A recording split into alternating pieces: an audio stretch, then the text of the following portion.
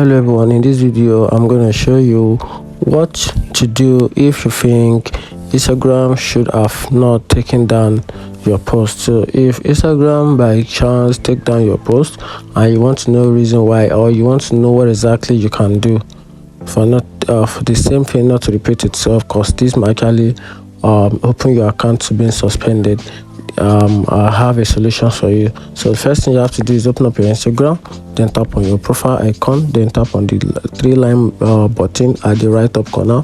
Tap on it, then once tap on it, scroll all the way down, then tap on account center or account status.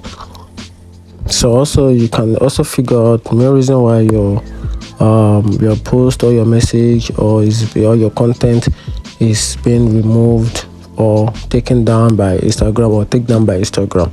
So if you want to learn more about this status, just tap on learn more about status, and this will take you down to Instagram help website where you can get more information. So scroll the way down, then you can figure out request, you can figure out or read more about the Instagram community standards, rules and guidelines. So you can just go through all this information right here, because this actually helps your account. So that's it. If you find this video helpful, like and follow for more. Thank you.